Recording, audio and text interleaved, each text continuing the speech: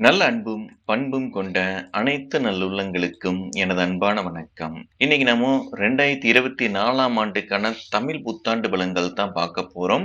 உங்க ராசியான மகர ராசிக்கு எப்படி இருக்குங்கிறத பார்க்கலாம். இந்த குரோதி வருடம் பிறக்கும்போது, அதாவது சித்திரை 1 அன்னைக்கு கிரக நிலைகள் இந்த நிலையில தான் இருக்குது. அதாவது உங்க ராசிக்கு 2ல சனி, 3ல ராகு, 4ல குரு, அதே மாரி 9ல கேது. இந்த நிலையில இருக்கும்போது தான் இந்த வருடமானது பிறக்குது. இந்த குரோதி வருடம் பிறந்த 2டே வாரத்துல குருவானது பெயர்ச்சியாகி ரிஷப ராசிக்கு வந்துரும்.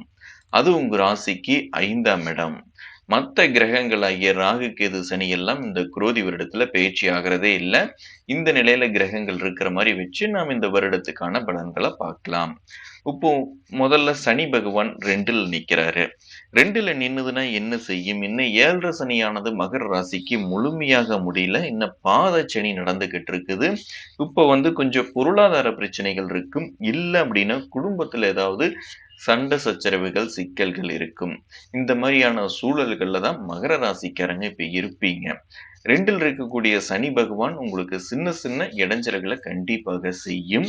இவ்வளவு நாள் இருந்த இடைஞ்சல்கள் இனிமேல் இருக்காது. இந்த வருடம் குரோதி வருடத்துல உங்களுடைய பிரச்சனைகள் எல்லாமே சரியாகக்கூடிய ஒரு அமைப்புல தான் கிரக நிலைகள் இருக்குது. உங்க ராசியை விட்டு வெகு தூரம் விலகி போகியாச்சு சனி. அதனால பெரிய பாதிப்புகள் இனிமேல் இருக்காது சனினால. சரி, ராகு பகவான் 3ல நிக்கிறது நல்லதானா? ரொம்ப ரொம்ப நல்லது. நீங்க எடுக்கிற முயற்சி எல்லாமே ஜெயிச்சிருவீங்க. எந்த காரியத்த எடுத்தாலும் கண்டிப்பா ஜெயிக்கக்கூடிய ஒரு அமைப்பு. அந்த காரியம் நல்லபடியாக நடக்கக்கூடிய ஒரு அமைப்பு. தொழில் ரீதியா நல்லா முன்னேறி போகக்கூடிய ஒரு அமைப்பு. இது எல்லாத்தையுமே 3ல் இருக்கக்கூடிய ராகு பகவான் உங்களுக்கு தருவாரு. அதே மாரி விளையாட்டுத் துறையில் இருக்கிறவங்களுக்கு நல்ல ஒரு வெற்றி. போட்டி சம்பந்தமாக எந்த ஒரு காரியத்துல நீங்க இறங்கினாலும் உங்களுக்கு நல்ல ஒரு வெற்றிய ராகு பகவான் உங்களுக்கு தருவாரு. சரி, கேது பகவான் உங்க ராசிக்கு 9ல் இருக்குது. பாக்கியஸ்தானம். நல்ல ஒரு பாக்கியங்கள அனுபவிக்க முடியும். நல்ல ஆன்மீக சிந்தனைகள் உங்களுக்கு அதிகமாக இருக்கும் இந்த வருடத்துல. ஏன்னா கேது குருவோட பார்வையில நிக்குது. அதுவும் உங்க ராசிக்கு 9ஆம் வீட்ல நிக்குது. அதனால நல்ல ஒரு ஆன்மீக எண்ணங்கள், நல்ல தெய்வ சிந்தனைகள் கண்டிப்பாக இருக்கும். தெய்வ வழிபாட்டின் மூலியமாக உங்களுக்கு நல்ல ஒரு அமைதியும், நல்ல ஒரு உற்சாகம் கண்டிப்பாக பிறக்கும். இந்த வருடம் குரோதி வருடம் மகர ராசிக்காரங்களுக்கு ரொம்பவுமே சிறப்பாகத்தான் இருக்கு. ஏன்னா 5ஆம் வீட்ல குரு வராரு. 5ல கெஞ்சினாலும் குரு வராதுங்குவாங்க. உங்களுக்கு இந்த வருடம் வர்றது ரொம்ப ரொம்ப சிறப்பு. இதனால நல்ல அதிர்ஷ்டத்த அடைவீங்க. எல்லாத்துலயுமே வெற்றிகள் அடைவீங்க. நல்ல சுகபோகமாக வாழக்கூடிய ஒரு அமைப்புகள தரும். பூர்வீகம் சம்பந்தமான விஷயங்கள் எல்லாமே உங்களுக்கு ரொம்பவுமே சாதகமாக இருக்கும்.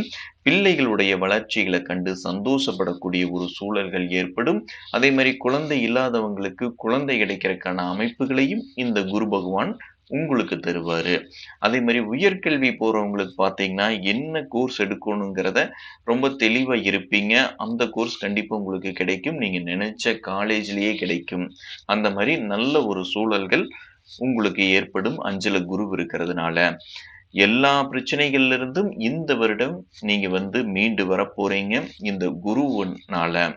குருவ வழிபடுறது உங்களுக்கு ரொம்பவுமே சிறப்பாக இருக்கும். வியாழக்கிழமை தட்சிணாமூர்த்திய வழிபடுங்க. எல்லாத்துலயுமே வெற்றிகள் உங்களுக்கு கண்டிப்பாக தருவாரு. சரி, இந்த குரு, சனி எந்தெந்த வீடுகள பாக்குது, அதனால என்னென்ன பலன்கள் நடக்கும்ங்கிறத பார்க்கலாம். முதல்ல சனி பகவான் உங்க ராசிக்கு 2ஆம் வீட்ல நின்னு 4ஆம் வீட்ட பாக்குது. 4ஆம் வீட்ட சனி பகவான் பார்த்ததுன்னா, வண்டி வாகனங்கள் அடிக்கடி பழுதாகும். இல்ல வீட்டுக்கு ஏதாவது செலவுகள் பண்ண வேண்டிய ஒரு சூழல்கள் ஏற்படும். இல்ல வீட்டுக்கு இருக்கக்கூடிய ஒரு எலக்ட்ரானிக்கல் பொருட்கள் எல்லாமே பழுதாகக்கூடிய ஒரு அமைப்புகளையும் தரும். 8ஆம் வீட்ட சனி பகவான் பார்க்கறதுனால சின்ன சின்ன அலைச்சல்கள் இருக்கும். வெளியூரு அங்க இங்கேன்னு கொஞ்சம் பிரயாணம் பண்ண வைக்கும் சனி பகவான். அதே மாரி உங்க ராசிக்கு 11ஆம் வீட்டையும் சனி பகவான் பார்க்கிறாரு. இதனால ஒரு பெரிய பாதிப்பு கிடையாது. ஏன்னா அதே வீட்ட குருவும் பார்க்கறதுனால லாபத்த கண்டிப்பாக தந்துருவாரு. குருவுடைய பார்வை கிடைக்கிறதுனால. சரி, இப்ப குருவோட பார்வை எங்கெங்க விழுகுதுங்கிறத பார்க்கலாம். 5ஆம் வீட்ல நின்னு உங்க ராசியவே பார்க்கிறாரு. அது ரொம்ப ரொம்ப சிறப்பு. நல்ல ஒரு உற்சாகம், புத்துணர்ச்சியும் இந்த வருடம் இருக்கும். இவ்வளவு நாளா என்னடா இது அப்படின்னு ரொம்ப ஒரு சங்கடமான ஒரு சூழல், கஷ்டமான சூழல்கள்ல நீங்க இருந்திருப்பீங்க. அதெல்லாமே விலகி நல்ல ஒரு புத்துணர்ச்சியோட இந்த வருடம் உங்களுக்கு இருக்கும். 9ஆம் வீட்ட குரு பார்க்கிறது ரொம்ப ரொம்ப சிறப்பு. நல்ல ஆன்மீக எண்ணம், நல்ல ஒரு பாக்கியங்கள அடையக்கூடிய ஒரு அமைப்பு. 11ஆம் வீட்ட குரு பார்க்கறதுனால நல்ல லாபத்த அடைவீங்க. எந்த வேலை செஞ்சாலும் சரி, என்ன தொழில் செஞ்சாலும் சரி, அந்த தொழில்ல வேலையில என்ன லாபம் கிடைக்கணுமோ, அதுல விட அதிகமாகவே உங்களுக்கு கிடைக்கும். நல்ல ஒரு முன்னேற்றம் கண்டிப்பாக இருக்கும். 5ல குரு வந்தது அப்படின்னா, இதுவும் நல்ல பூரண குருபலமாகவே நீங்க எடுத்துக்கலாம். திருமண வயதுல மகர ராசிக்காரங்கள் இருந்தீங்க அப்படின்னா, கண்டிப்பா திருமணத்த பண்ணுங்க. இந்த குரோதி வருடம் உங்களுக்கு திருமணத்த பண்ணி வைக்கும். நல்ல அதிர்ஷ்டமான ஒரு வருடமாகத்தான் இந்த மகர ராசிக்கு இருக்க போகுது. இவ்வளவு நாள் இருந்த கஷ்டங்கள் எல்லாமே விலகி, நல்ல சுகபோகமாக, நல்ல அதிர்ஷ்டத்தோட திருமணங்களும் கைகூடி, நல்ல பொருளாதாரங்களும் கைக்கு வரக்கூடிய ஒரு ராஜயோக வருடமாகத்தான் இந்த குரோதி வருடம் மகர ராசிக்காரங்களுக்கு இருக்க போதுங்கிறதுல சந்தேகமே இல்ல. இந்த வீடியோ உங்களுக்கு பிடிச்சிருந்துச்சுன்னா லைக் பண்ணுங்க. பிளானட் டாக்கீஸ் சேனலை சப்ஸ்கிரைப் பண்ணுங்க. மறக்காம பெல் ஐக்கான் கிளிக் பண்ணிருங்க. மறுபடியும் நம்ம அடுத்த வீடியோல சந்திப்போம். நன்றி, வணக்கம்.